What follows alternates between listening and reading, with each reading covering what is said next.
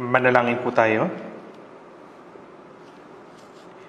Babagin naming Amang Diyos na sa amin ay nagmamahal, salamat sa pagpapakita ng kabag sa amin nung kami ay malayo sa iyo, at sa pagmamahal sa amin nang ang Panginoong Hesukristo mismo ang umako sa kahatulan at sumpa na nararapat sa amin. Sa pamagitan ng kanyang kamatayan at sa mahalagang dugong kanyang idinanak, ang aming mga kasalanan ay nahugasan magpakilanman at hindi na muling haharap sa kahatulan at sumpa. At walang anumang hinihinging kapalit, iniligtas mo kami, ginawang mga anak at binigyan ng malwalhating pag-asa na makapasok sa iyong walang hanggang kaharian. Ngayon, kami na tinubos ng iyong mahalagang dugo ay nagpapasalamat sa pagpapahintulot sa amin na magkatipon sa iyong harapan upang purihin ang iyong biyaya at pag-ibig, mag-aral ng iyong salita at magkaroon ng banal na pakikisama sa banal na kapulungan kasama ka. Kami ay naniniwala na ikaw o Panginoon ay kasama namin sa mga oras na ito. Tignan mo ang bawat isa sa amin, hawakan ng iyong mapagbiyaya at mahabaging kamay at punuin kaming higit ng iyong biyaya, pag-ibig at salita upang sa aming natitirang buhay ay makalahad kami bilang mga anak ng Diyos na walang anumang dapat na ikahiya. Taos-puso kaming nananalangin na ikaw ay kikilos sa lahat ng iglesia sa buong bansa, sa mga iglesia sa buong mundo at sa lahat ng mga kapatiran na bagamat nasa kahirapan ay matatag na humahawak sa kanilang pananampalataya at nagpapahayag ng Ebanghelyo. Palakasin mo sila upang makapagpatotoo sa Ebanghelyo ng may buong katapangan at makapag-akay ng mga ligaw na kaluluwa patungo sa iyong harapan at ang gawa ng pagliligtas ay patuloy na mahayag. Punuin mo nawa ang bawat lingkod na nagpapahayag ng Ebanghelyo ng iyong salita, karunungan, pag-ibig at kapangyarihan ng Espiritu Santo upang maipahayag ang Ebanghelyo ng biyaya na ibinigay ng Panginoon na may higit na katapangan. Panginoon na nagbibigay ng lakas sa tamang panahon at nagtuturo ng daan na dapat naming lakaran, tulungan mo kami na maunawaan ng lubos ang salita at ang banal mong kalooban na nais mong ipahayag sa amin. Dalangin namin ito sa pangalan ni Jesus. Amen. Tingnan natin sa ating mga Biblia sa Juan chapter 15. Juan chapter 15. Juan chapter 15, basahin natin mula sa verse 9 hanggang 14.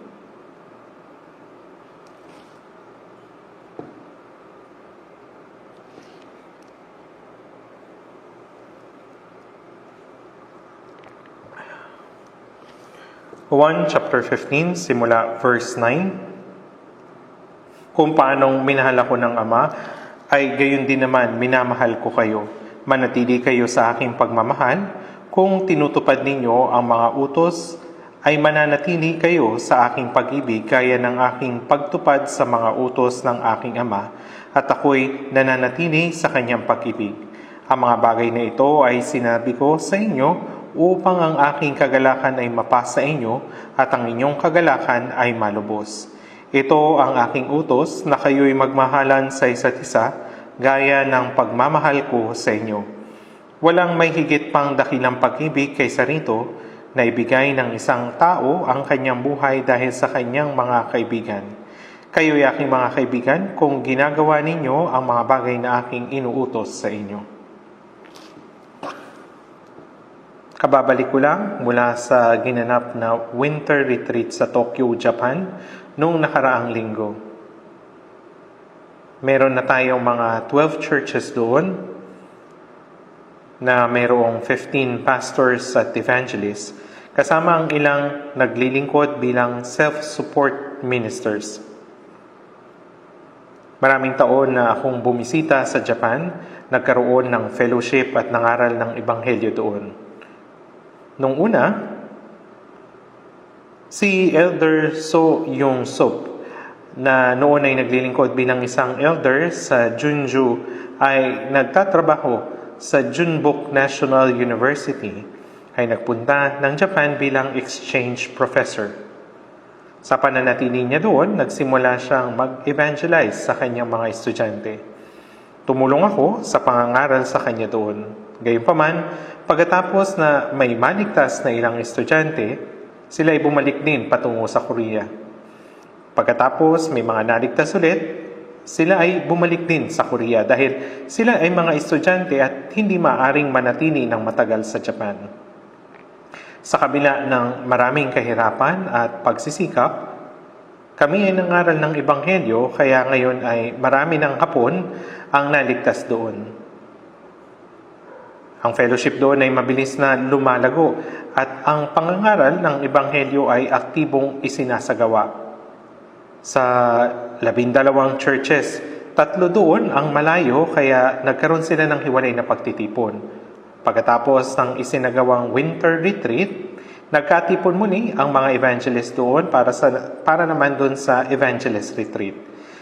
Naniniwala ako na ang mga bagong naligtas na mga kapatid ay masigasig na sumusunod sa salita ng Panginoon, nag-iibigan sa isa't isa at nagkakaroon ng fellowship at nagnanais na maipangaral ang Ebanghelyo sa buong Japan. Gayunpaman, talagang mahirap mangaral ng Ebanghelyo doon. Sa Japan, kapag narinig nila yung salitang Kristyanismo, kagad naisip nila na ito ay Unification Church. Dahil doon, may nekadipong pagtingin na sila sa Kristyanismo. Kaya kapag nagdadaos kami ng Bible Seminar, kailangan pa naming sabihin na wala kaming koneksyon sa Unification Church.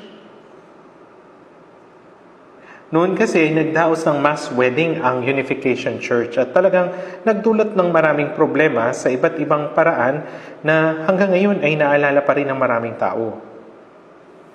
Isa pa, karaniwan sa mga Hapon ay naglalagay ng kakaibang bagay sa kanilang bahay at doon sila nananalangin.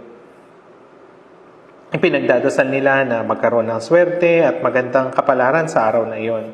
Tila parte na ito ng kanilang paniniwala. Pero hindi ibig sabihin na sumasampalataya sila sa bagay na iyon, kundi sinasamba lamang nila ito ng walang malinaw na dahilan. Tinatawag nila ito na kami-sama.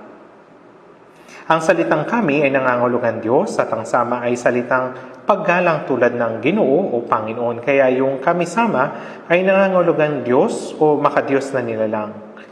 Pero ang Diyos na pinaniniwalaan natin ay tinatawag din kami-sama sa salitang Japanese.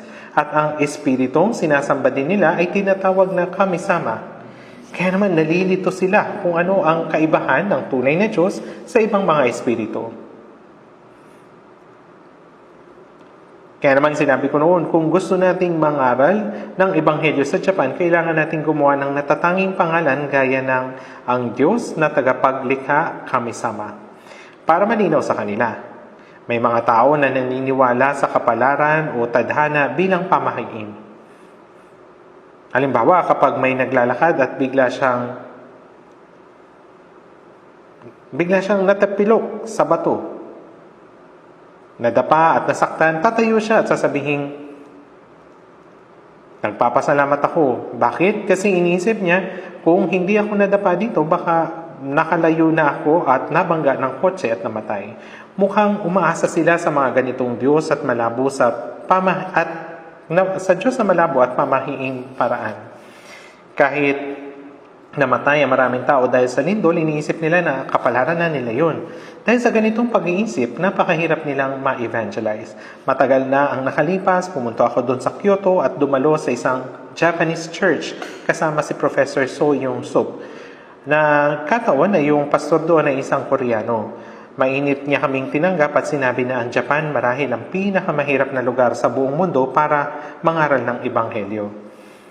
Noon, kahit si Ichimura Kanso, isang naligtas at nangaral ng Ebanghelyo, ay hindi rin nakakita ng isang matagumpay na pangangaral doon.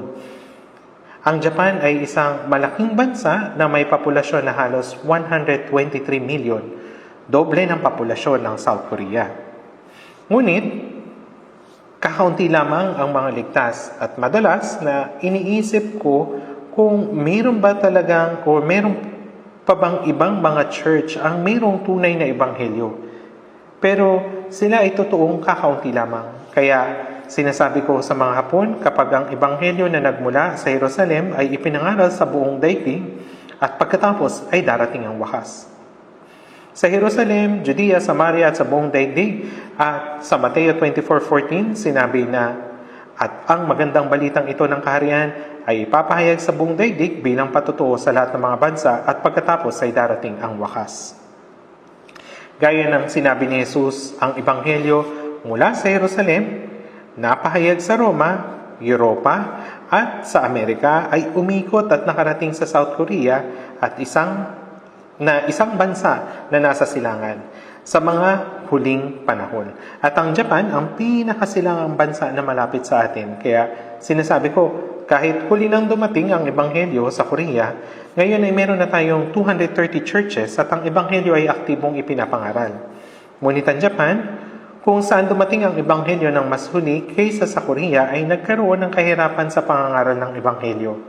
At kapag ang pangangaral ng Ebanghelyo sa Japan ay naging aktibo, naniniwala ko na ang gawa ng Panginoon ay matatapos doon.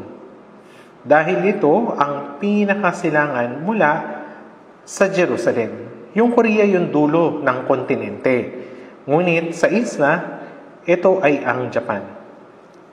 Kaya aktibo nating ipinapangaral ang Ebanghelyo na may buong sikap sapagkat ang ating natitirang oras upang mangaral ng Ebanghelyo ay hindi na sapat. Pinag-usapan ulit namin ito ngayon at mukhang ang lahat ay handa at determinado. Kaya kailangan talaga natin ang taimtim na panalangin para sa Japan Mission. Gayon din naman, sa gitna ng maraming kahirapan, ang Ebanghelyo ay aktibong ipinapangaral sa Africa, India, China, Russia, at sa South America. Ang Japan, na isa sa mga maunlad na bansa, ay patuloy na sumasalungat sa Ebanghelyo ng Diyos. At mahirap talagang ipangaral ang Ebanghelyo sa kanila. Gayunpaman, naniniwala ko na kikilos ang Diyos sa pamagitan ng ating mga kapatid. Sa edad ko ngayon, napapagod na akong maglakbay ng malayo. Naranasan nyo na bang biyumahe ng mahabang oras? Upang makarating doon sa silangan ng Amerika, gaya ng New York o Washington, nangangailangan ng halos 24 hours sa pagbiyahe at madalas akong nagpupunta doon upang ipangaral ang Ebanghelyo nung kabataan ko. Ngunit ngayon hindi na. Gayunpaman, ay marami tayong mga batang pastor na may malaking pagnanais para sa misyon, kaya pinahintulutan ko silang umalis at mangaral. Ngunit ang Japan ay malapit lang. Maaari natin itong marating sa loob ng 2 oras. Kaya nagsisikap ako na makadalaw doon ng 2 beses sa isang taon upang kamustahin sila at ipalaganap yung Ebanghelyo. Totoong naniniwala ako na ang misyon para sa Japan ay ating tungkulin at pananagutan. Ang Korea ang unang nakaunawa at tumanggap ng Ebanghelyo at ngayon ay aktibong nangangaral. Kaya maliwanag na ipinagkatiwala ng Diyos sa atin ang misyon sa Japan. Kaya nga, dapat tayong tumulong at magsakripisyo ng malaki para sa pangangaral ng Ebanghelyo sa Japan. Ibinabahagi ko lamang ang balita tungkol sa misyon sa Japan. Lubhang dumami ang mga kapatid na naligtas kumpara sa dati. Lahat ng mga churches ay nagkakatipon sa isang lugar at nagsasagawa ng autumn or summer retreat tuwing Mayo taon-taon. At maraming mga kapatid ang dumadalo doon.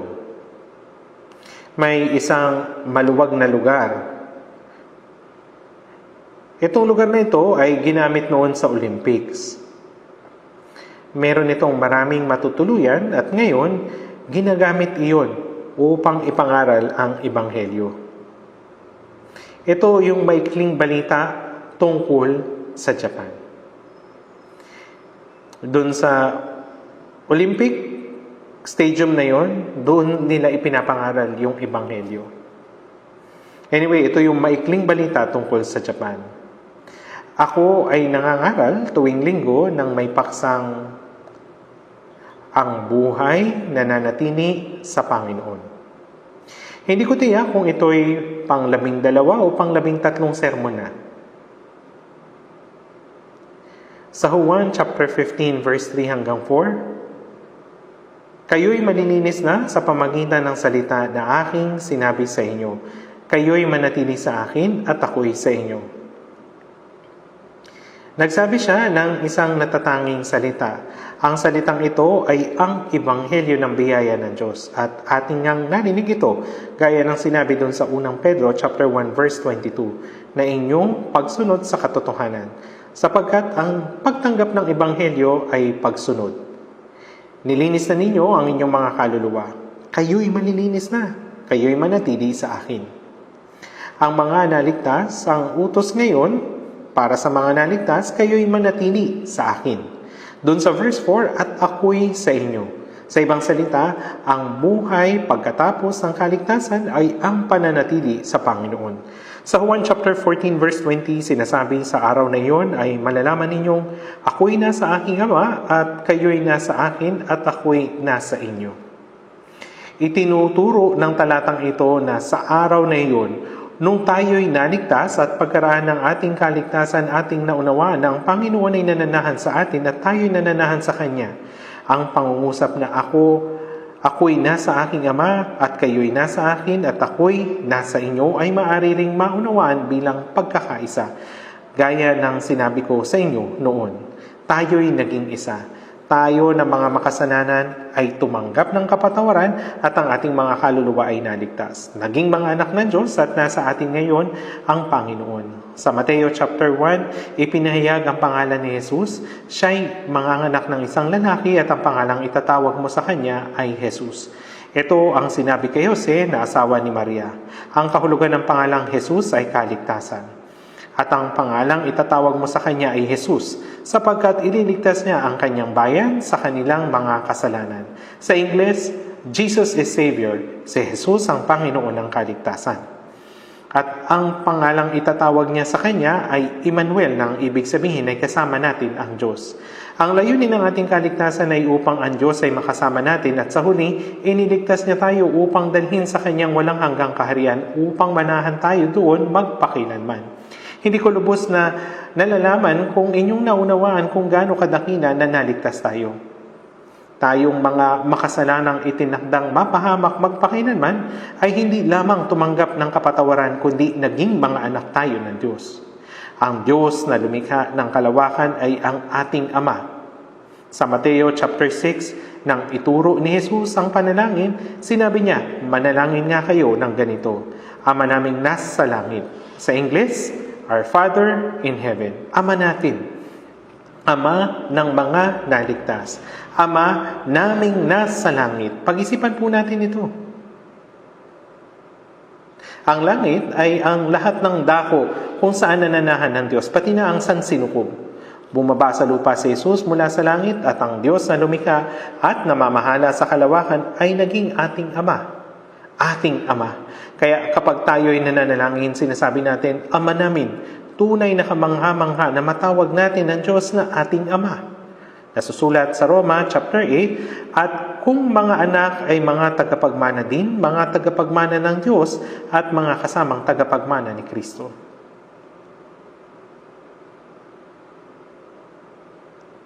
Yung pagiging anak ng Diyos ay nangangahulugang tayo'y mga tagapagmana ng kanyang walang hanggang kaharian.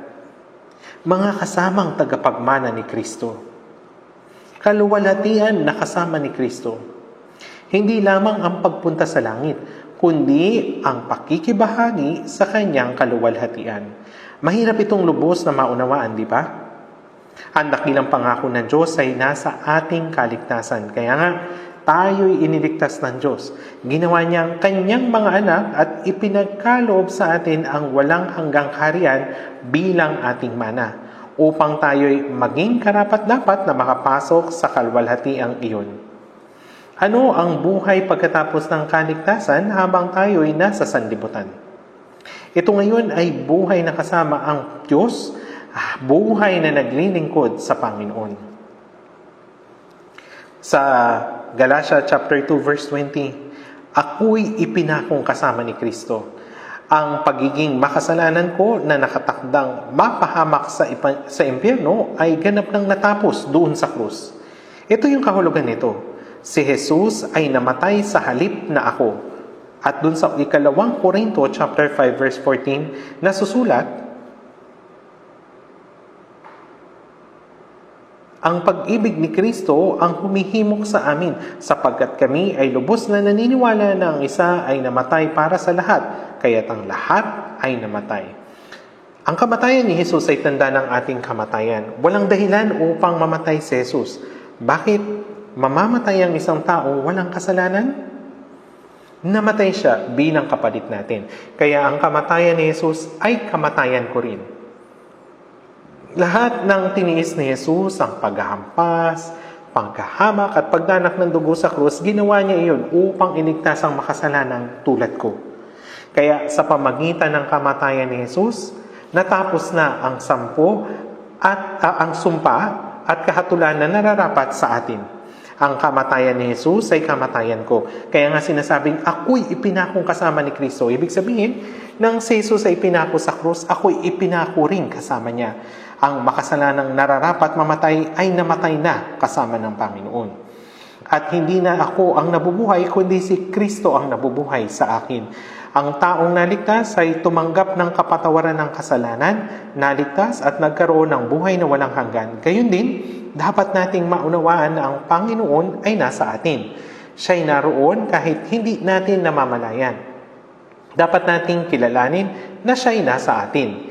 Hindi na ako ang nabubuhay, kundi si Kristo ang nabubuhay sa akin. Sa araw na iyon, ako'y nasa aking Ama at kayo'y nasa akin. At ako'y nasa inyo. Ito yung pagkakaisa sa Panginoon. Kapag yung bakal ay inilagay sa pugon ng apoy, ito'y nagiging mapula. Apoy ba ito o bakal? Ang bakal ay naging mapula. Bakal ba ito o apoy? Ito ay apoy at bakal. Ang bakal ay pumasok sa apoy at ang apoy ay pumasok sa bakal. Kaya't ang apoy at bakal ay naging isa.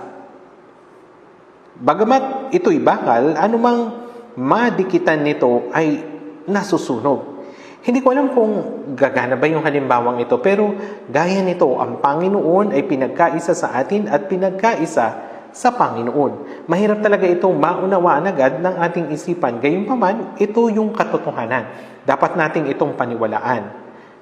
Ang hindi kayang maunawaan ng ating isipan, ang salita ng Diyos, ang dapat nating paniwalaan.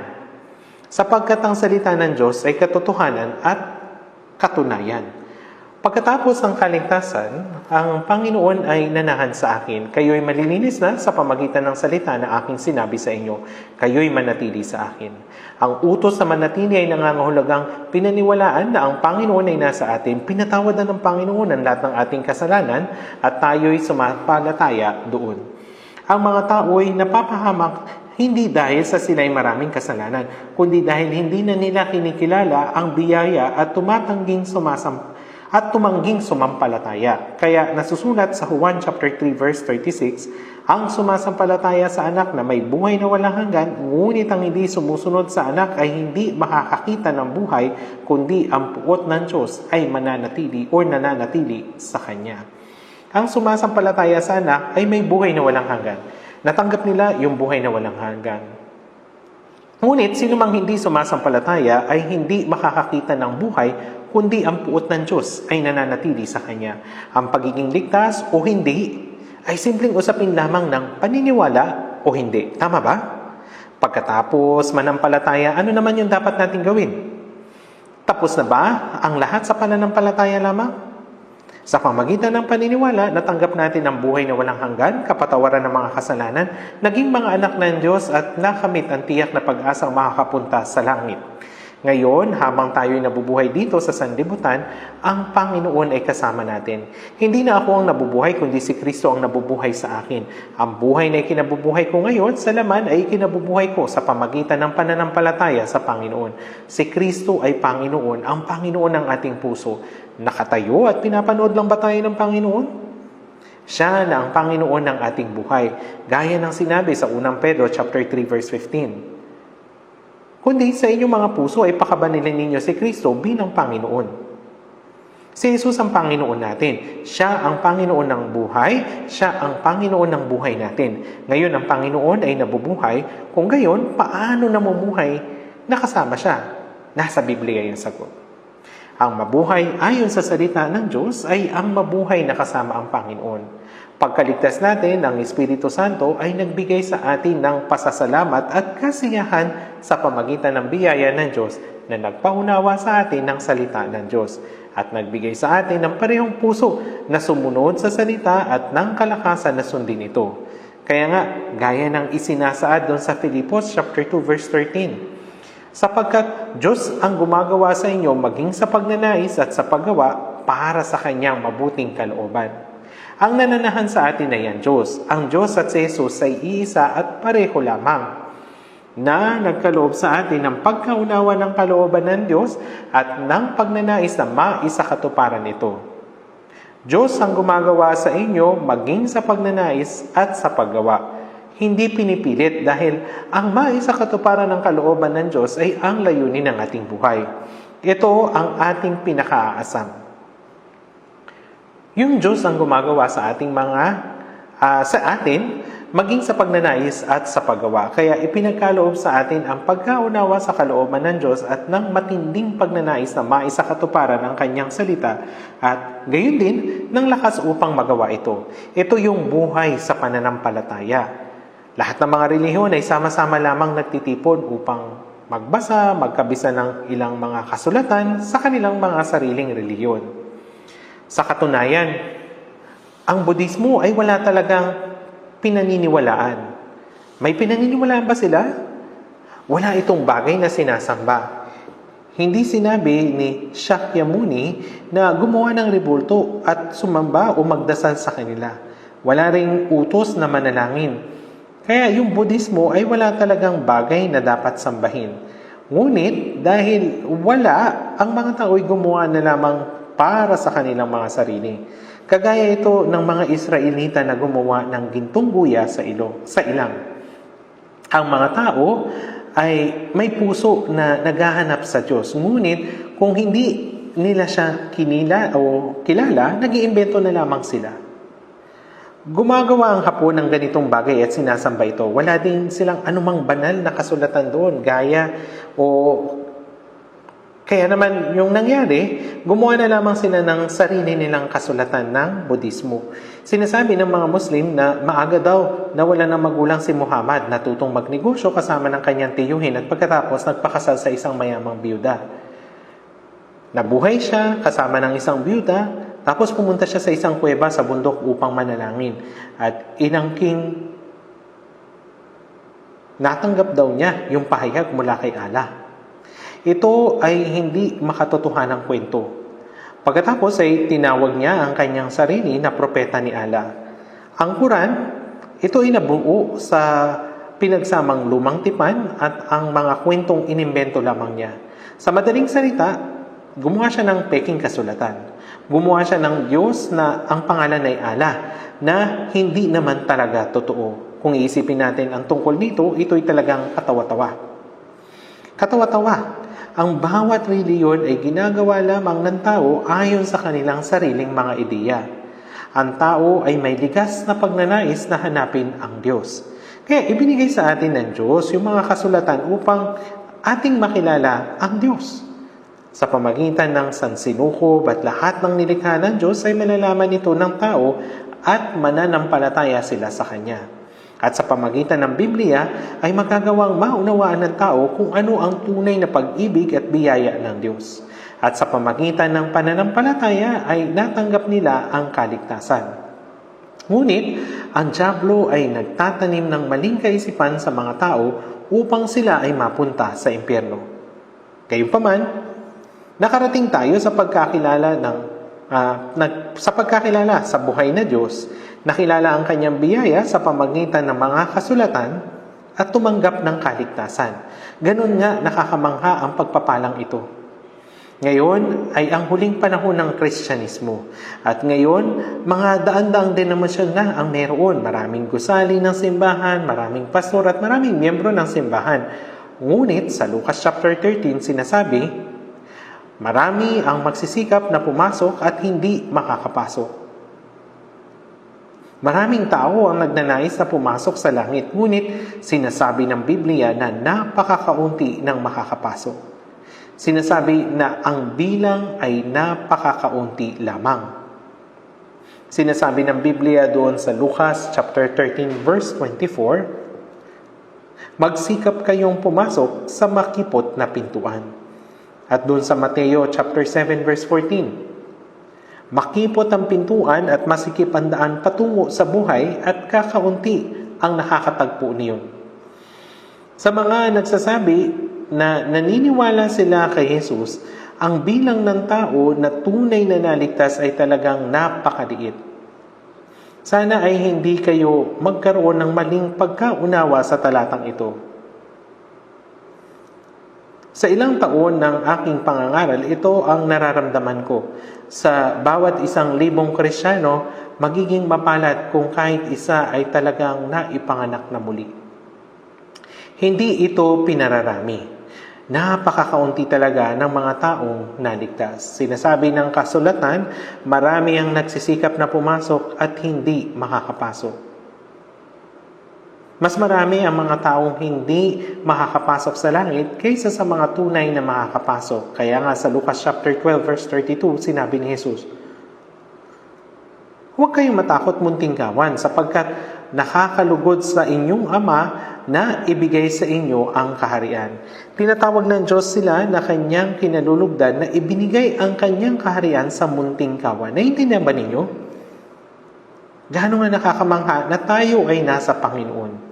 Pinupuna tayo ng mga tao dahil hindi tayo tulad nila, pero nagpunta na ba sila upang makinig ng salita? Ano yung nagawa nating mali? Yung mga tao ng Israel, ang pinili ng Diyos, ay pinatay nilang Mesiyas na sinugo ng Diyos. Bakit? Dahil itinuring nila si Jesus na isang erehe at ipinapatay siya. At kanina nang inakusahan si Apostol Pablo bilang pinuno ng sekta. Sinabi nila na si Jesus ay ereheng Nazareno at si Pablo ang pinuno nito. Kaya hinangad nilang patayin si Pablo. Sino ang gumawa nito? Ang mismong mga taong pinili ng Diyos.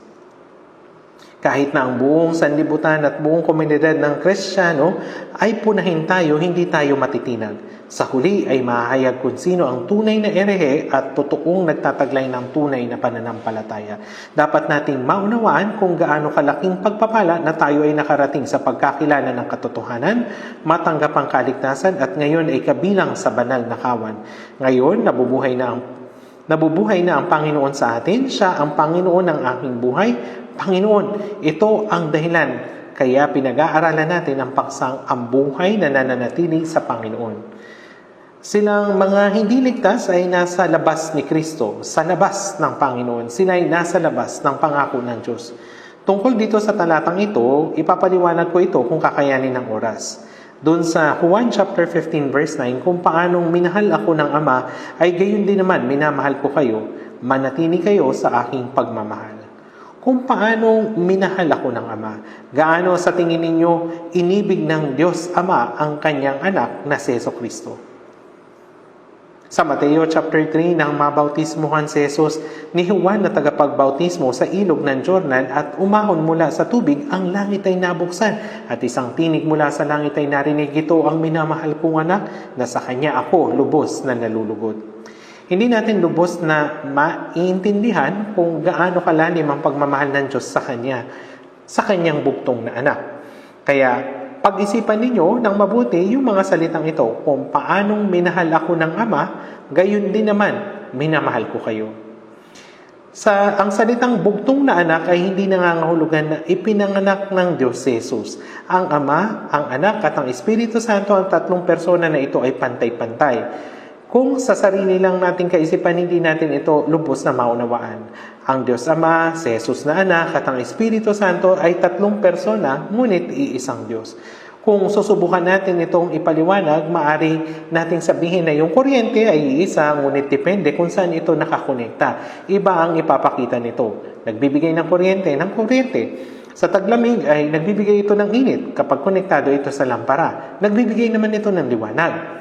Ang kuryente ay isa, ngunit ito ay nagpapakita sa iba't ibang anyo. Halimbawa din, ang isang tao, sa tahanan tinatawag siyang tatay ng kanyang anak at ng kanyang asawa na honey, at sa church ay tinatawag siyang pastor. Isang tao lamang, ngunit ang kanyang tungkulin ay naiiba depende sa sitwasyon. Gayunpaman, kahit na ang mga ganitong pagpapaliwanag ay hindi lubos na ipapahayag yung katotohanan ito. Anyway, yung Ama, yung Anak at ang Espiritu Santo, ang tatlong personang ito ay isa. At sinasabi sa atin ng Biblia kung gaano kamahal ng Diyos Ama ang Diyos Anak. Kung paanong minahal ako ng Ama, ay kayo naman minamahal ko kayo. Kung paano minamahal ng Diyos ang kanyang tanging anak, ganon din tayo minahal ni Jesus. Ang pag-ibig na ito ay direktang nakakonekta sa pag-ibig ng Diyos. Sinabi doon sa Juan chapter 3 verse 16, sapagkat gayon na lamang ang pag-ibig ng Diyos sa sanlibutan na ibinigay niya ang kanyang tanging anak. Minahal ng Diyos ang lahat ng tao sa mundo ng sobra na ibinigay niya yung kanyang tanging anak upang mamatay bilang handog na pantubos. Dahil minahal tayo ni Jesus ng napakadakila, sinabi niya, manatili kayo sa aking pagmamahal. Ito yung gusto kong ibahagi sa inyo ngayon. Yung manatili sa kanyang pagmamahal. Ang manatili sa kanyang pagmamahal. Sa Juan chapter 15 verse 3 hanggang 4, sinabi, kayo'y manininis na sa pamagitan ng salita na aking sinabi sa inyo. Kayo'y manatili sa akin at ako'y sa inyo. Bakit sinasabi sa atin ng Biblia na manatili sa Kanya? Sinasabi ba ng nanay sa kanyang bagong silang na anak, ako ang nagsilang sa iyo, di ba? Si tatay at nanay, kami ay narito, kaya huwag ka nang umalis sa bahay, ha? Siyempre hindi. Hindi ito sinasabi ng isang nanay sa kanyang sanggol. Bakit? Dahil yung bagong silang ay wala namang lakas upang umalis. Ang sanggol ay hindi makakapunta sa kung saan-saan. Kaya ang ganitong salita ay hindi na kailangan. Subalit, bakit sinabi sa atin ng Biblia na kayo'y manatili sa akin at ako'y sa inyo? Bakit ibinigay niya sa atin ang utos na ito? Dahil ang isang Kristiyano ay maaring iwan ang Panginoon. Bakit? Dahil nasa laman pa tayo. Naligtas na tayo at nananahan sa atin ang Espiritu Santo, subalit ang laman ay hindi pa lubusang nagpapasakop sa Espiritu Santo. Kung babasahin natin yung Galatia chapter 5, sapagkat ang laman ay nagnanasa laban sa Espiritu. Nagnanasa laban sa. Ibig sabihin, ito ay napupuot sa Espiritu. Kapag naligtas ang isang tao, nagkakaroon siya ng dalawang pagkatao sa loob. Naroon yung lumang pagkatao na hindi pa nababago at ang Espiritu Santo. Ang Espiritu Santo ay nalulugod sa kalooban ng Diyos at ang nais niya ay mabuhay ayon sa kalooban ng Diyos. Subalit, yung laman ay ayaw itong gawin. Naglalaban sila sa isa't isa sapagkat ang laman ay nagnanasa laban sa Espiritu at ang Espiritu ay laban sa laman. Laban sila sa isa't isa. Noong araw ng palengke, may isang diakono na nagbigay sa akin ng aklat na mayroong nakakawiling kwento tungkol sa itim at puting aso na naglalaban. Ayon sa kwento, may isang lalaking nagbigay ng 2 aso sa isang tao. Pinalaki niya ito at naging napakatalino. Nag-isip siya ng maaari niyang gawin sa kanila. Sa wakas, ipinasya niyang magkapera sa pamagitan ng mga ito. Pinaglalaban niya ang mga ito sa palengke. Ginagalit niya ang mga ito sa isa't isa para maglaban. Tumataya naman yung mga tao ng pera sa itim o kaya naman doon sa puting aso. Minsan, nananalo yung puting aso, minsan naman ay yung itim. Alam niyo ito, tama? Ito yung paglalaban ng puti at itim na aso. Naglalaban sila at yung mga tao ay tumataya ng pera. Tama, alam niyo na itong kwentong ito. Nang minsan pumunta ako doon sa Pilipinas, nakakita ako ng sabong kung saan pumupusta sila ng pera. Tak, tak, tak. Yan, naglalaban sila. Naglalagay sila ng matalim na blade sa manok at pagka umatake ang isa'y bumabagsak. Nakakatakot. Meron ding labanan ng toro, kahit mga aso. Kapag araw ng palengke, may nagtatanong, saan ka pupusta? Maglalaban yung 2 ngayon. Minsan ang puting aso ang nananalo, minsan naman ay yung itim. Walang nakakaalam, subalit alam ng may-ari. Paano? Ginugutom niya ang isa at ang isa na may pinapakain niya ng husto. Siyempre, ang nakakain ng husto ang nananalo. Paano mananalo yung mahina sa gutom? Hindi ko tiyak kung madaling maunawaan ang halimbawang ito, subalit ganito iyon. Kung ang panloob na pagkatao ay nananalangin na may salita ng Diyos at natututo ng salita ng Diyos at nabubuhay ayon sa salita ng Diyos at nagsisikap siyang sundin ang natututunan niya, siya'y mapapatibay spiritually upang sa inyo'y ipagkaloob niya ayon sa kayamanan ng kanyang kaluwalhatian na kayo'y palakasin ng kapangyarihan sa pamagitan ng kanyang espiritu sa pagkataong loob. Ang panloob na pagkatao ay dapat na malakas. Sa gayoy, matatagumpayan niya ang tukso. Kapag ang laman ay nagnanais na gumawa ng masama, maaari itong pigilan ng espiritu. Subalit kung sa pamagitan ng espiritu ay pinapatay ninyo ang mga gawa ng laman, kayo ay mabubuhay. Kung papatayin natin ito, tayo ay mabubuhay. Gayon din sa espiritual.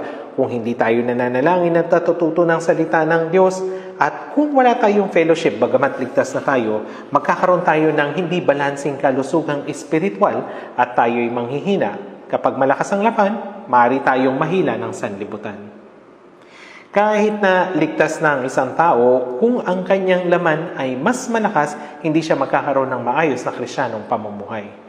Hindi ko alam kung talagang ligtas na siya o hindi pa.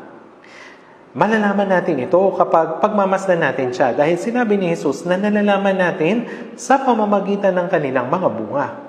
Kung pagmamasdan ko sila, sa tingin ko ay hindi pa siya ligtas. Ang mga ligtas ay maaring magaya dito kung hindi sila mamumuhay ng maayos. Anyway, dapat tayong manatili sa Panginoon pagkatapos nating maligtas. Kayo'y malilinis na sa pamagitan ng salita na aking sinabi sa inyo. Kayo'y manatili sa akin at ako'y sa inyo. Kung tayo'y mananatili sa Panginoon, siya'y nananatili sa atin. Siya'y gagawa. Dapat nating ibigay sa Kanya ang puwang sa ating puso. Panginoon, pakiusap, pamunuan mo ang aking puso't buhay. Dahil siya ang Panginoon, ibig sabihin ay hari. Sa Lucas chapter 6, bakit tinatawag ninyo akong Panginoon, Panginoon, ngunit hindi ninyo ginagawa ang sinasabi ko? Bagamat tinatawag nila ang Panginoon na Panginoon, Panginoon sa kanilang mga labi, subalit hindi sila sumusunod. Ang pagtawag ng Panginoon, Panginoon ay kasinungalingan. Kapag inuutusan ng hari ang kanyang lingkod, ang lingkod ay dapat na sumagot ng, Opo, Panginoon, at dapat siyang sumunod. Si Jesus yung hari ng mga hari at ang Panginoon na nagligtas sa atin. Bagamat tinatawag niya na natin siyang Panginoon, Panginoon, kung namumuhay naman tayo ayon sa ating sariling kagustuhan, yung pagtawag sa Kanya ng Panginoon, Panginoon ay kasinungalingan. Bakit tinatawag ninyo akong Panginoon, Panginoon, ngunit hindi ninyo ginagawa ang sinasabi ko? Sinabi ito ni Jesus, ito'y magkasalungat. Sinasabi niya, manatili kayo sa aking pagmamahal. Ang pananatili sa biyaya ng Panginoon, pananatili sa buhay ng Diyos, pananatili sa pamumuno ng Espiritu Santo, at pananatili sa Panginoon ay nangangahulugang pananatili sa pag-ibig. Kung paanong minahal ako ng Ama, ay gayon din naman minamahal ko kayo. Manatili kayo sa aking pagmamahal. Manatili kayo sa aking pagmamahal. Ibig sabihin nito na manatili tayo sa pag-ibig ng Diyos. Dapat tayong patuloy na manatili sa pagmamahal. Dapat tayong manatili sa pagmamahal. Hindi tama na umalis tayo sa pagmamahal ng Panginoon. Tingnan natin yung kasunod na utos ng Panginoon. Doon sa verse 10, Juan chapter 15, verse 10. Juan chapter 15, verse 10. Kung tinutupad ninyo ang aking mga utos, ay mananatili kayo sa aking pag-ibig gaya ng aking pagtupad sa mga utos ng aking Ama at ako'y nananatili sa kanyang pag-ibig. Ang pananatili sa pag-ibig, ang ibig sabihin ay pagtupad sa mga utos ng Ama. Ang pagtupad sa utos ay pananatili sa pag-ibig ay magkapareha. Tinutupad ni Jesus ang utos ng Ama upang siya'y manatili sa kanyang pag-ibig. Gayon din, kung tinutupad ninyo ang aking mga utos, ay mananatili kayo sa aking pag-ibig. Ang paraan upang manatili sa pag-ibig ng Panginoon ay ang tuparin ang kanyang mga utos. Kung tinutupad ninyo ang aking mga utos, ay manatili kayo sa aking pag-ibig. Dun sa verse 11, sa Juan chapter 15, verse 11, ang mga bagay na ito ay sinasabi ko sa inyo upang ang aking kagalakan ay mapasa inyo at ang inyong kagalakan ay malubos. Ano yung kagalakan ng mga Kristiyano? Ang mga tao sa mundo ay nagnanasa ng kasiyahan ng laman at pisikal na kasiyahan. Masaya sila kapag marami silang pera. Kapag maayos ang kanilang sitwasyon, masaya sila. Nabubuhay sila para sa mga ito. Tama? Subalit, ang kagalakan ng mga Kristiyano ay iba. Kahit na mahirap lamang sila, doon sa Habakuk chapter 3, bagamat ang puno ng igos ay hindi mamulaklak, ni magkaroon man ng bunga sa puno ng ubas, ang ulibo ay hindi magbubunga at ang mga bukid ay hindi magbibigay ng pagkain, ang kawan ay aalisin sa kulungan at hindi na magkakaroon ng bakahan sa mga silungan. Kahit na wala tayong anuman, nagagalak pa rin tayo at nagpapasalamat sa Diyos dahil sa kanyang biyaya. Doon sa Gawa chapter 16, nang si Pablo at Silas ay nangangaral ng Ebanghelyo sa Filipos, sila'y hinuli. Pinunit yung kanilang damit, binugbog at itinapon sa bilangguan. Sila'y inilagay sa pinakaloob na bahagi ng bilangguan. Ang kanilang mga paa ay ikinabit sa panggapos. Yung kanilang buong katawan ay mahapdi at masakit. Umiyak ba sila? Hindi. Sila'y nanalangin at umawit ng mga himno. Sa Santiago chapter 5 verse 13. Meron ba sa inyong nagdurusa? Manalangin siya. Meron bang masaya? Umawit siya ng papuri. Dapat tayong umawit ng papuri ng may kagalakan. Ginagawa ba natin ito ng may pagluha? Umaawit at manalangin. Umawit at manalangin. Si Apostol Pablo siya isang taong umisig sa mga mananampalataya kay Jesus. Sinabi niya na siya yung pumayag na batuhin si Esteban hanggang mamatay. Ngunit siya rin ay makasalanan. Makasalanan na ako ang pangunahin sa mga ito. Iniligtas siya ng Panginoon at ginawa siyang apostol ng mga hintil. At siya rin ang sumulat ng higit na kalahati ng bagong tipan. Opo, simulat siya ng 14 na aklat dun sa bagong tipan. Sa lumang tipan, masasabi natin na si Moises ang pinakadakilang propeta at ang pinakadakilang apostol sa bagong tipan ay si Apostol Pablo. Ang original niyang pangalan ay Saul, ngunit binago niya ito sa Pablo. Kung iisipin ang biyaya ng Diyos, hindi lamang iniligtas ang isang makasalanang tulad niya, kundi ginawa rin siyang apostol upang ipalaganap ang ebanghelyo. Siya ay nagalak at nagpapasalamat kahit na siya ay binugbog at ikinulong. Gaano siya nagdusa? Habang nangangaral ng ebanghelyo, mas maraming nagpapagal, mas maraming pagkabilanggo at di mabilang nabugbog at malimit na nabibingit sa kamatayan. Sa mga Hudyo ay 5 ulit akong tumanggap ng 40 hagupit, kulang ang isa, 3 ulit na ako'y hinampas ng mga pamalo. Siya ay hinampas ng 3 ulit gamit ang isang pamalo at halos mamatay. Inisip ng mga patao na siya ay patay na at pagkatapos siyang batuhin, kanina siyang tinapon, ngunit siya ay bumangon at nangaral muli. Sa pagpapagal at hirap, sa mga pagpupuyat sa gutom at uhaw, madalas na walang pagkain, giniginaw at hubad. Meron bang sino man ang nakaranas ng ganitong kahirapan? Kanyang sinabi, lahat ng daan patungo sa Roma. Maring inisip niya na kapag naipangaral niya ang ebanghelyo sa Roma, mabilis itong lalaganap sa buong mundo. At sa kanyang huling kahilingan, ay nakaharating siya doon sa Roma at nangaral. Pagkatapos mangaral ng 2 taon, siya ay pinugutan ng ulo. Maging sa kamatayan, siya ay nagalak. Alam ba ninyo ito? Hindi ba kamangha-mangha na ang Panginoon ay nasa atin? The Lord walked with me and made me His friend. No one knows the joy we shared. Sino nakakalam nito? Ang mga bagay na ito ay sinabi ko sa inyo upang ang aking kagalakan ay mapasa inyo at ang inyong kagalakan ay mabuhay. Ang kagalakan ng Panginoon, kapayapaan ang iniiwan ko sa inyo, ang aking kapayapaan ang ibinibigay ko sa inyo, at ang inyong kagalakan ay malubos. Dapat tayong mapuno ng kagalakan sa pamagitan ng mga bagay na ibinibigay sa atin ng Panginoon. At sa Juan chapter 15 verse 12, ito ang aking utos na kayo'y magmahalan sa isa't isa gaya ng pagmamahal ko sa inyo. Tinupad ni Jesus ang salita ng Ama na sinasabing, gaya ng aking pagtupad sa mga utos ng aking Ama at ako'y nananatili sa kanyang pag-ibig. Kung tinutupad ninyo ang aking mga utos ay mananatili kayo sa aking pag-ibig. Ito ang aking utos na kayo'y magmahalan sa isa't isa gaya ng pagmamahal ko sa inyo. Ang utos na ibinigay sa atin ng Panginoon ay upang ang mga naligtas na banal ay magmahalan sa isa't isa. Kung paano minahal ng Diyos Ama ang kanyang anak na si Jesus, ganun din tayo minahal ni Jesus. Minamahal natin si Jesus at ang Ama. Sa pamagitan ng pag-ibig sa inyo, na iyon, yung pag-ibig na iyon, dapat nating mahalin ang mga kapatid.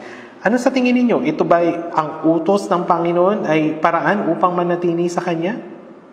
Opo. Kung tinutupad natin ang aking mga utos ay mananatili kayo sa aking pag-ibig gaya ng aking pagtupad sa mga utos ng aking Ama at ako'y nananatili sa Kanyang pag-ibig. Mga kapatid, ang buhay pananampalataya ay hindi biro. Hindi ito relyosong buhay. Hindi ito formalidad lamang. Ang tanging anak ng Diyos ay namatay sa krus upang iligtas tayo. Sinasabi doon sa Hebreo chapter 2 verse 3, ganito kadakilang kaligtasan. Alam niyo ba kung gaano kadakila at kamangha-mangha ang kaligtasang ating tinanggap? Doon sa Mateo chapter 16 verse 26. Sapagkat yung mapapakinabangan ng tao kung makamtan niya ang buong sanlibutan, ngunit mawawala naman ang kanyang buhay. At ano ang ibibigay ng tao na katumbas ng kanyang buhay? Ang buhay na iyon ay ang kaluluwa. Ang tinutukoy ng Panginoon ay hindi ang pisikal na buhay na nagtatagal lamang ng ilang taon. Bakit nagbayad ang Panginoon ng malaking halaga upang iligtas tayo? Dahil napakahalaga ng ating mga kaluluwa. Higit na mahalaga ang ating kaluluwa kaysa sa buong mundo. Kaya ang hindi magawa ng Diyos sa pamagitan ng salita o kapangyarihan ay nagawa niya sa pamagitan ng kamatayan ng kanyang tanging anak. Ano pa inyong hihigit dito? Mga kapatid, hindi ba napakadakila at kamangha-mangha ang kaligtasan? Paano nga tayo makakatakas kung ating pababayaan ng ganito kadakilang kaligtasan? Ang kaligtasan iyon, yung maliit na kaligtasan. Sinasabi ito ng isang matanda.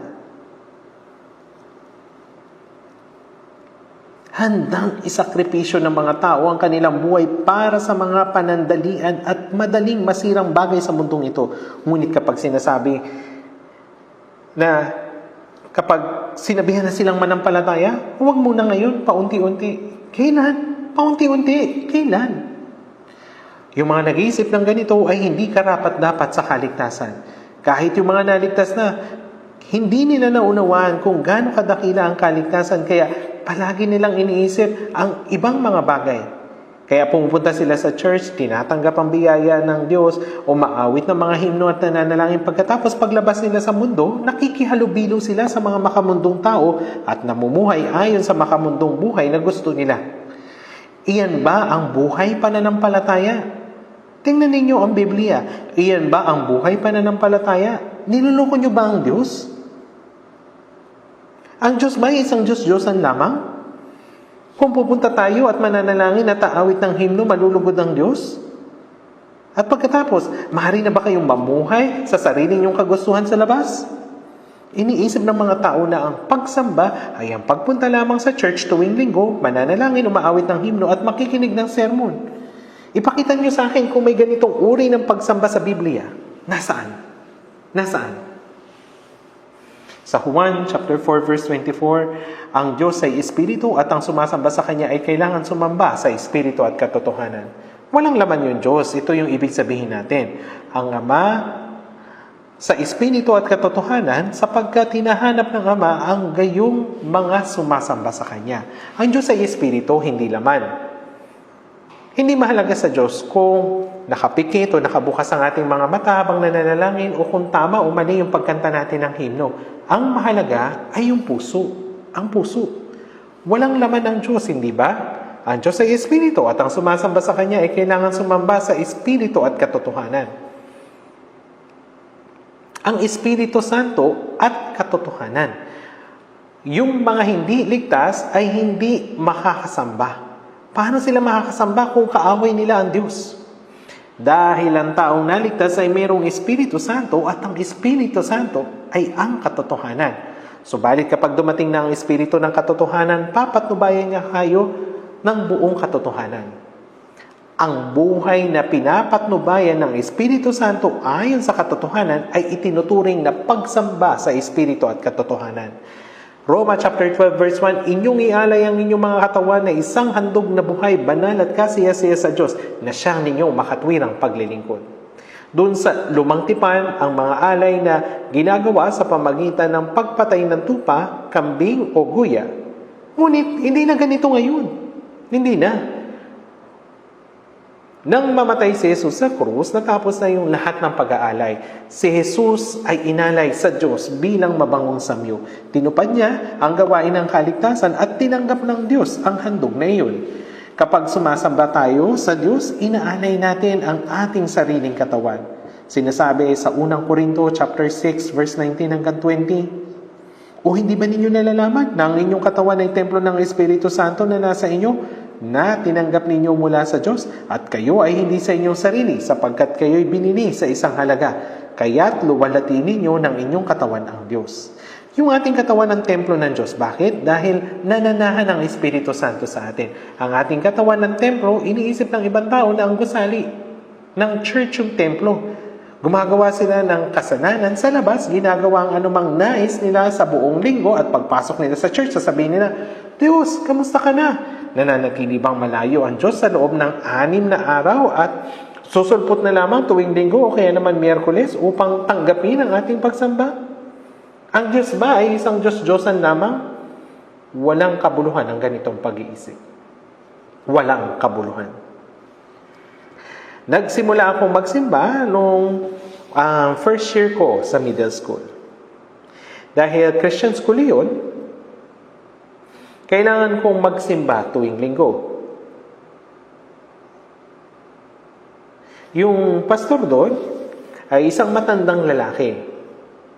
Yung matandang lalaking ito ay nakasuot ng mahabang damit. May vibrato ang kanyang boses at sinasabi niya, magsimula na tayo sa pagsamba. Ang mga sumasamba ay dapat sumamba sa Espiritu at katotohanan. No, nakala ko na normal lang iyon. Ngunit kalaunan, naunawaan ko ang isang bagay. Ang tunay na pagsamba ay makikita sa pamumuhay ng isang ligtas na tao sa kanyang katawan. Sa ating mga pag-iisip, salita at gawa, lahat ng ginagawa natin ay dapat na magpakita ng pagsamba. Inyong ialay ang inyong katawan na isang handog na buhay, banal at kasiyasiya sa Diyos. Hindi lamang pagsamba sa labas, kundi sa lahat ng ating iniisip, sinasabi at ginagawa ay dapat ialay sa Diyos bilang banal at buhay na handog na kanyang ikalulugod. Iyan ang kahulugan ng buhay na handog. Pareho ang kahulugan ng paghahandog at pagsamba. Iyong ialay ang iyong mga katawan, inyong ialay ang inyong mga katawan na isang handog na buhay. Ang ating buong buhay, namumuhay ayon sa kalooban ng Diyos at pagsunod sa kanyang salita. Ito ang pagsamba. Ito yung buhay na handog. Nabubuhay ba tayo ng ganito? Natanggap natin ang kaligtasan. Ngunit, namumuhay ba tayo na nagsasanay lamang ng isang relihiyon? Reliyosong tao ito at hindi Kristiyano. Ano yung ating gagawin? Dapat nating sundin ang mga utos ng Panginoon. Kung tinutupad ninyo ang aking mga utos, ay nananatili kayo sa aking pag-ibig gaya ng aking pagtupad sa mga utos ng aking Ama, at ako'y nananatili sa kanyang pag-ibig. At kanyang sinabi, ito ang aking utos na kayo'y magmahalan sa isa't isa gaya ng pagmamahal ko sa inyo. Ano ang pag-ibig? Hindi ito tungkol sa pag-ibig ng tao. Ang pag-ibig ng Diyos ay lubos na magkaiba sa pag-ibig ng tao. Ang pag-ibig ng Diyos ay tinatawag na agape. Sa Griego, maraming salita para sa pag-ibig. Pag-ibig ng magulang, ng kapatid, ng magkaibigan, o romantikong pag-ibig. Iba't ibang uri ng pag-ibig. Ngunit ang pag-ibig ng Diyos ay agape. Ito ay ganap, banal, walang hanggan, walang kondisyon na pag-ibig. Ang pag-ibig ng Diyos ay hindi katulad ng pag-ibig ng tao. Sa pag-ibig na ito, ay iniligtas niya tayo. Kaya sa ganitong pag-ibig ay dapat nating ibigin ang Diyos at ang mga kapatid. Ito ang ibig sabihin ng agape, banal, perpekto, at walang hanggan. Dapat nating maingat na siyasatin ang ating pananampalataya. Hindi natin dapat ipagsawalang bahala ang mga ito. Inutos ng Diyos sa atin na magmahalan sa isa't isa. Kaya nga, dun sa Juan chapter 15 verse 13, walang may higit pang dakilang pag-ibig kaysa rito. Naibigay ng isang tao ang kanyang buhay dahil sa kanyang mga kaibigan. Kayo'y aking mga kaibigan kung ginagawa ninyo ang mga bagay na aking inuutos sa inyo. Walang mahigit pang dakilang pag-ibig kaysa rito na ibigay ng isang tao ang kanyang buhay dahil sa kanyang mga kaibigan. Kung ibinigay ng sino man ang kanyang buhay para sa kaibigan, hindi huwad na pag-ibig na yun. Kung ang isang tao ay nalunod at ang isang tao ay namatay para mailigtas siya, ito ay kahangahangang pag-ibig. Sa lahat ng uri ng pag-ibig ng tao, ito yung pinakadakila, hindi po ba? Noong 1964, panahon niyo ng Vietnam War.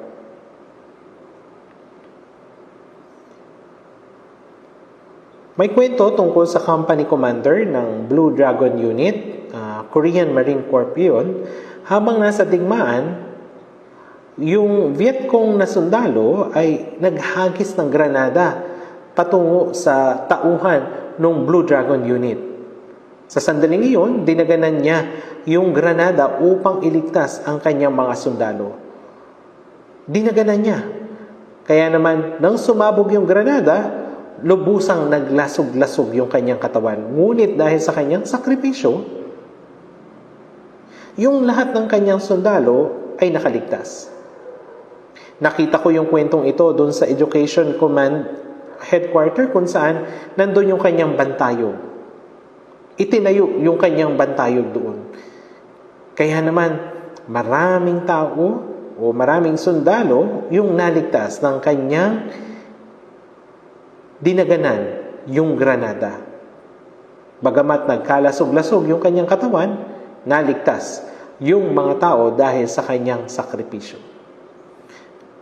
Yung kanyang bantayog ay makikita doon sa Education Command Headquarter.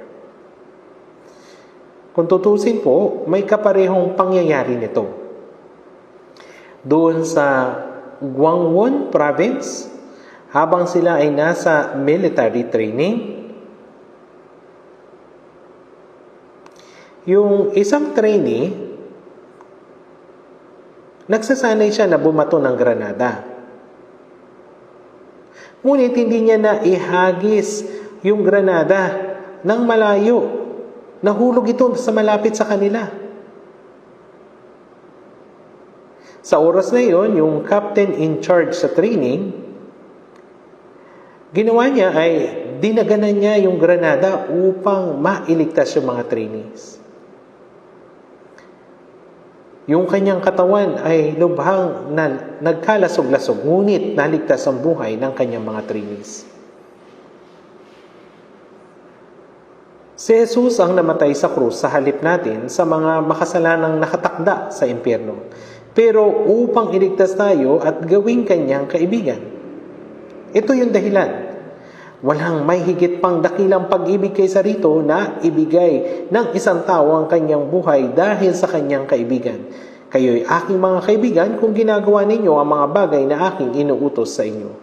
Namatay si Jesus upang iligtas ang mga makasalanang gaya natin at gawin tayong mga kaibigan. At ibinigay ng isang tao ang kanyang buhay dahil sa kanyang mga kaibigan. Ang siyang gumawa nito ay kapantay ng Diyos. Siya ay banal. Siya ang tanging bugtong na anak. Siya ay pumarito sa anyong tao upang mamatay para sa atin. Sa Juan chapter 10 verse 18, sinabi ni Jesus, walang nagalis nito sa akin, kundi kusa kong ibinibigay. Ang Panginoon ay kusang namatay sa halip na tayo upang iligtas tayo. Tayo ay naging mga kaibigan ng Panginoon. Anong patunay? Kayo'y aking mga kaibigan kung ginagawa ninyo ang mga bagay na aking inuutos sa inyo. Kung sinusunod natin ang kanyang mga utos, tunay na tayo ay kanyang mga kaibigan. Kung naniniwala tayo na ang Panginoon ay namatay para sa makasalanang gaya ko, iniligtas at ginawa niyang kaibigan, dapat tayong mabuhay ayon sa kanyang salita. Kung gagawin natin ang mga utos ng Diyos, ito ay patunay na tayo ay kanyang mga kaibigan. Kung hindi tayo naging kaibigan, o isipin natin ito, hindi tayo naging magkaibigan sa paggawa ng anuman, kundi ito ang patunay na tayo ay naging magkaibigan. Naunawa ninyo ba? Ano ba yung inutos ng Panginoon? Kayo'y magmahalan sa isa't isa, kung paanong minahal ko kayo. Sa unang Juan chapter 4 verse 16 sinabi, ang Diyos ay pag-ibig. Hindi sinasabi ng talata na ang Diyos ay maraming pag-ibig. Ibig sabihin ay siya ang pinagmumulan ng pag-ibig. Ang Diyos ay pag-ibig. Si Jesus ang kinakatawan ng pag-ibig. Siya ang nagpakita sa atin ng pag-ibig ng Diyos. Siya ang nagpakita ng pag-ibig ng Diyos. Doon sa Roma chapter 5 verse 8, subalit, pinatutunayan ng Diyos ang kanyang pag-ibig sa atin na nung tayo'y mga makasalanan pa, si Kristo ay namatay para sa atin. At sa Roma chapter 5 verse 10, sapagkat kung nun ngang tayo'y mga kaaway ay pinakipagkasundo tayo sa Diyos sa pamagitan ng kanyang kamatayan ng kanyang anak, kamatayan ng kanyang anak. Nung tayo ay mga kaaway pa, namatay para sa atin si Kristo. Pinatunayan ng Diyos ang pag-ibig sa ganitong paraan. Anong ibig? Ano yung higit na pag-ibig kaysa rito? Ibinigay ng Diyos yung kanyang tanging anak upang mamatay para sa atin. Ganito niya ipinakita ang kanyang dakilang pag-ibig. Ang dakilang pag-ibig, kagaya ng himno na sinasabing, when love shines in, joy and peace to others bringing, when love shines in. When love shines in.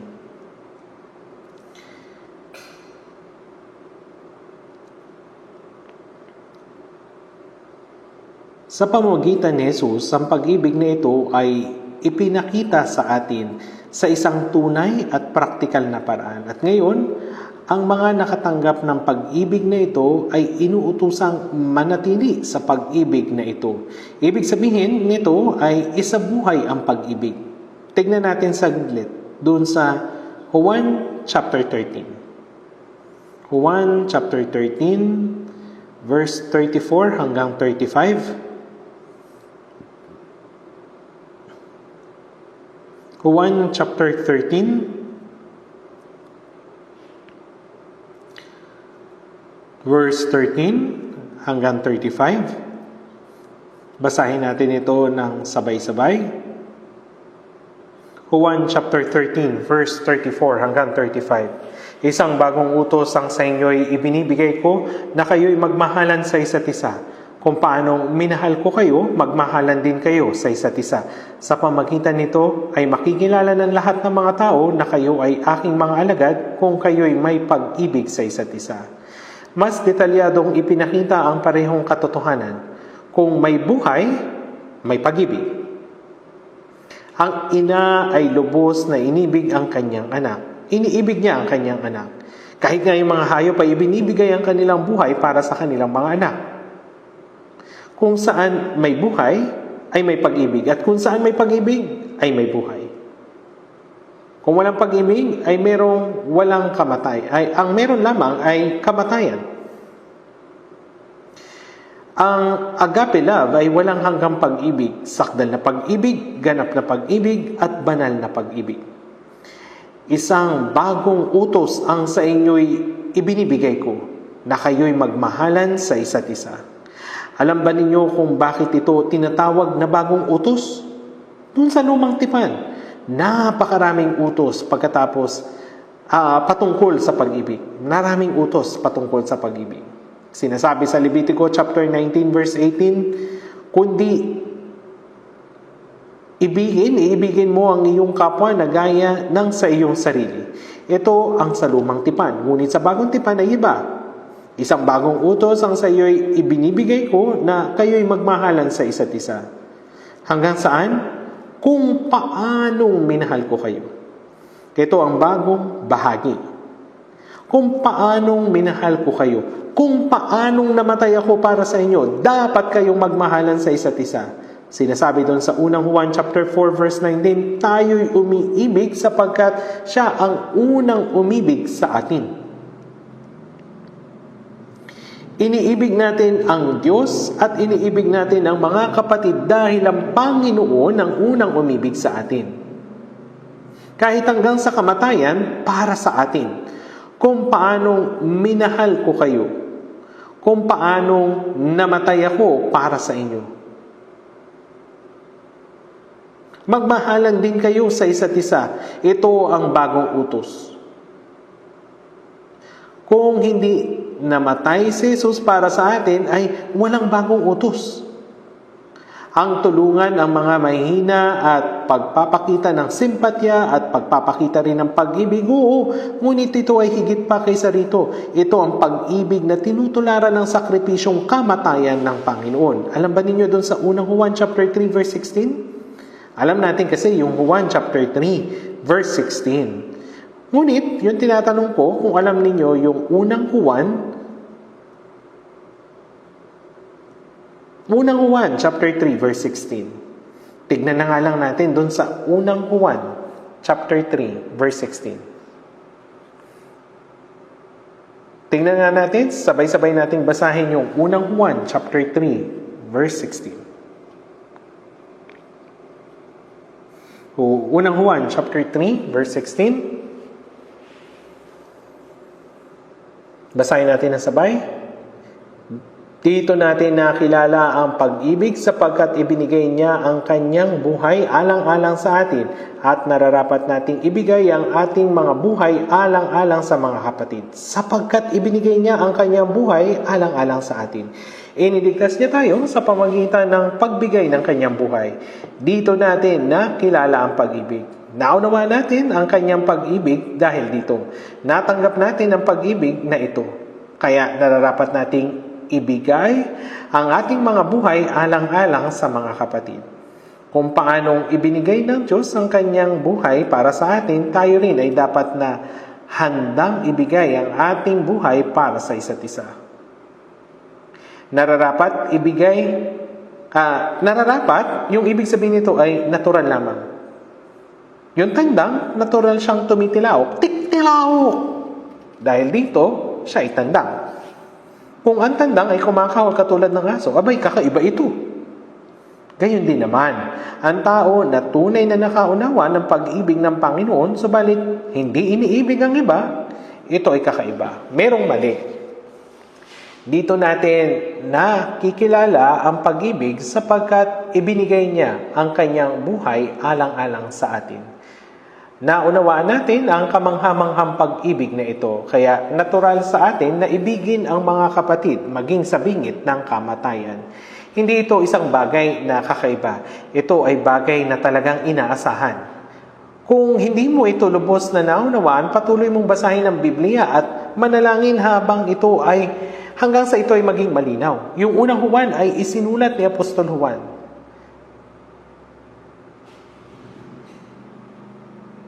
Si Juan, siya yung pinakabata doon sa 12 apostol. Kapag kumakain, ang mga Hudyo ay humihilig. Sa pelikulang Ben-Hur, makikita ninyo ang mga Hudyo na kumakain ng gayon. Si Juan ay madalas na humihilig kay Jesus, malapit sa kanyang dibdib. Maging si Juan, ipinakilala niya yung kanyang sarili bilang ang alagad na minamahal. Totoo po, humihilig siya kay Jesus kapag kumakain. Katulad nung nakita natin doon sa pelikulang Ben-Hur. Iyon ay si Juan na humihilig kay Jesus. Malapit sa dibdib. Kaya tinawag niya yung kanyang sarili na ang alagad na minamahal. Ang ebanghelyo ni Juan ay nagtuturo sa atin na sampalatayanan na si Jesus ay ang Kristo, sa gayon ay magkakaroon tayo ng buhay.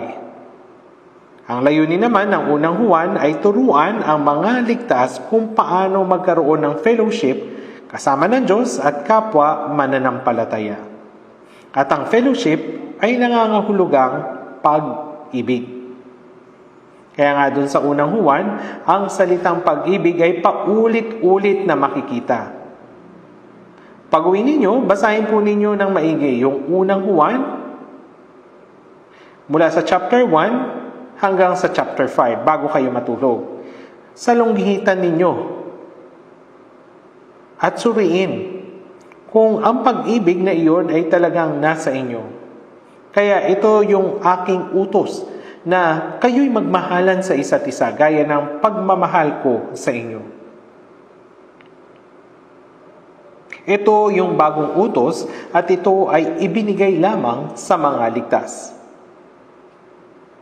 Kung paanong ibinigay ng Panginoon ang kanyang buhay para sa akin, tinawag niya rin tayo upang ibigin ang mga kapatid. Hindi nito ibig sabihin na simpleng pakikipagsimpatya, paggalok ng simpleng tulong, o paggawa ng maliit na bagay. Sinabi niya, nararapat nating ibigay ang ating mga buhay. Kaya ba nating ibigin ang iba ng ganito? Na kayo'y magmahalan sa isa't isa. Kung paano minahal ko kayo, magmahalan din kayo sa isa't isa. Sa pamamagitan nito ay makikilala ng lahat ng mga tao na kayo ay aking mga alagad kung kayo'y may pag-ibig sa isa't isa. Kung tunay na iniibig natin ang isa't isa, makikita ito ng mga tao at sasabihin nila, wow, sino ang mga ito? Paano nila naibig ang isa't isa ng ganito? Ito ang pag-ibig na hindi mo makikita sa mundo. Tunay nga na mga alagad sila ni Kristo. Sa pamagitan nito ay makikilala ng lahat ng mga tao na kayo ay aking mga alagad kung kayo'y may pag-ibig sa isa't isa. Sa Juan chapter 8 verse 31, mababasa natin, kung kayo'y mananatili sa aking salita, tunay ngang kayo'y mga alagad ko. Ang maging alagad ay hindi basta na nangyayari, kundi sila lamang na nananatili sa salita ng Panginoon ang tunay na mga alagad.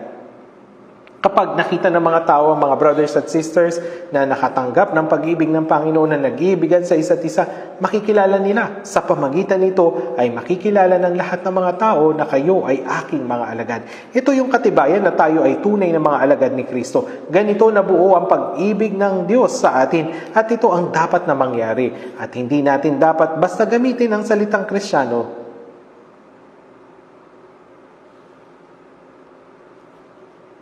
Sa trabaho, minsan sinasabi ng mga tao, uy, si Miss Kim ay isang Kristiyano. O kaya naman, uy, si Miss Park ay isang tapat na Kristiyano. Anong basihan nila? Dahil lang ba sa pumupunta sila sa church? Pero nagiging Kristiyano ba ang tao sa pagpunta niya sa church? Sinasabi sa Roma chapter 8 verse 9, subalit kung ang sino may walang Espiritu ni Kristo, siya'y hindi sa Kanya. Ang Kristiyano ay taong tinatahanan ni Kristo, taong tunay na sinasamahan ni Kristo. Ang Espiritu ni Kristo, ang Espiritu Santo at ang Espiritu ng Diyos ay isa. Ang Diyos, si Kristo at ang Espiritu Santo ay nananahan sa ganito. Ganito ang tunay na Kristiyano. Ang taong hindi pa na ipanganak na muli, hindi siya maaaring maging Kristiyano. Ang taong iyon ay miyembro lamang ng isang reliyosong Kristiyano, palasimba. At kung paano ang taong may Espiritu ni Kristo lamang ang maaaring tawaging Kristiyano. Ang salitang alagad ni Kristo ay gayon din. Lahat ng mga naligtas ay naging alagad ni Kristo. Doon sa Mateo chapter 28 verse 19, bago ang pag-akyat niya sa langit, sinabi ni Jesus, gawin ninyong alagad ang lahat ng mga bansa. Ang taong ligtas ay isang alagad. Sa mga gawa, chapter 2 ng araw ng Pentecostes, halos 3,000 mga tao ang naligtas. Nadagdag ng araw na iyon ng may 3,000 kaluluwa. Sila'y tinatawag na mga alagad. Gawin ninyong mga alagad ang lahat ng mga bansa. Kapag ang isang tao ay naipanganak ng muli, ang taong iyon ay naging alagad ni Kristo. Ang lahat ng mga naligtas ay mga alagad ni Kristo. Hindi lang ang 12 ang mga alagad ni Kristo. Gawin ninyong alagad ang lahat ng mga bansa, bautismohan ninyo sila sa pangalan ng Ama at ng Anak at ng Espiritu Santo at turuan silang sundin ang lahat ng mga bagay na inuutos ko sa inyo. Ang alagad ay taong natuto mula sa guro, tinutularan, sumusunod at nakikibahagi sa kapalaran ng guro. Sunod, bautismo.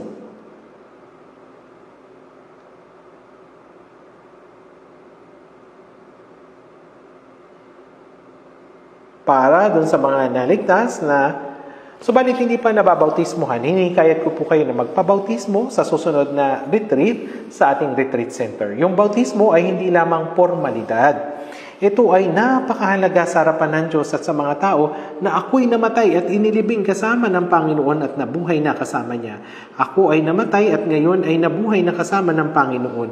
Inutusan tayo ng kasulatan na gawin ito. Ang bautismo ay hindi nakakapagligtas sa atin. Sa halip, ito ay pampublikong pagpapahayag ng ating pananampalataya. Opo, ito ay pampublikong pagpapahayag ng ating pananampalataya.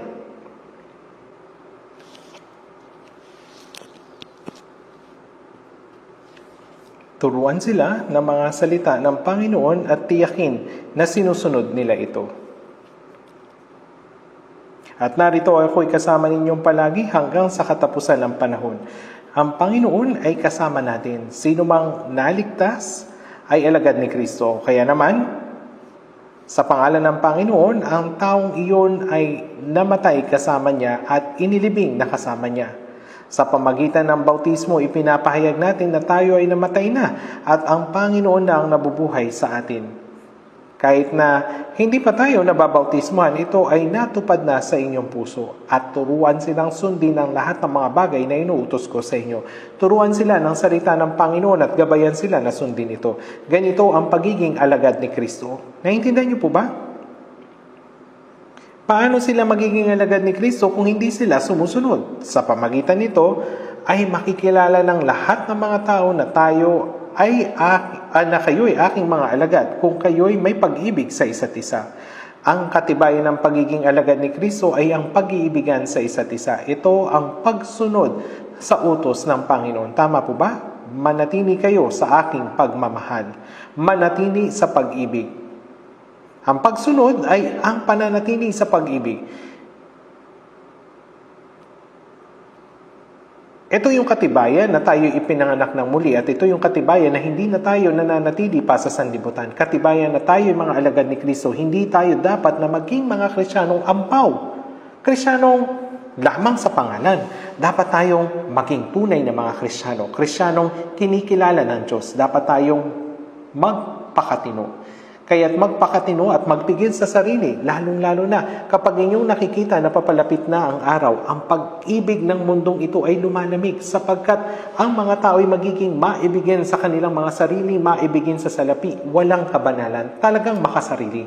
Mga taksil, kung paanong ipinagbili ni Judas si Jesus, gayon din nila ipinagbili ang kanilang budi, ang kanilang mga kaluluwa.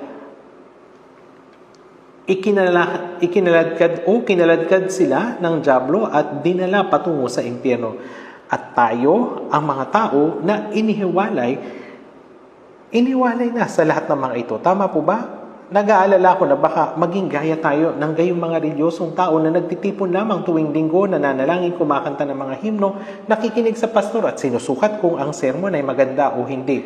Binabati yung isa't isa at sinasabing magkita tayo sa susunod. Huwag tayong maging ganito. Dapat tayong maging tunay na mga Kristiyano. Pakiusap, basahin ninyong maigi po yung mga talatang ating pinag-aralan sa bahay at pag-isipan at pagbulayan ito. Kaya naman, manalangin na po tayo. Mabagin amang Diyos, nung kami ay lumakad malayo sa iyo dahil sa aming masamang gawa, ay naging mga kaaway ng Diyos, inibig mo pa rin kami. Nung hindi ka pa namin nakikilala, inihandog ng Panginoon ang kanyang sarili para sa amin at dumanak ang mahalagang dugo niya. Sa gayon, ang aming mga kasalanan ay napatawad magpakailanman at ang aming mga kaluluwa ay natubos. Salamat sa iyong biyaya na gumising sa amin upang maunawaan ang iyong dakilang pag-ibig at gumabay sa amin sa kaligtasan sa pamagitan ng pananampalataya sa iyong masaganang biyaya. Kami ay naging mga anak ng Diyos, naging mga Kristiyano at tumanggap ng buhay na walang hanggan. Panginoon, pamahalaan at patnubayan mo kami sa aming natitirang buhay sa mundo na makalakad kasama ng Panginoon, manatili sa kanyang pag-ibig, sa kanyang salita at mabuhay sa pagsunod sa kanya. Maibalik nawa namin ang kalwalatian sa Diyos Ama. Ipinagkakatiwala namin ang lahat ng ito sa iyong makapangyarihang kamay at dalangin namin ito sa pangalan ni Jesus. Amen.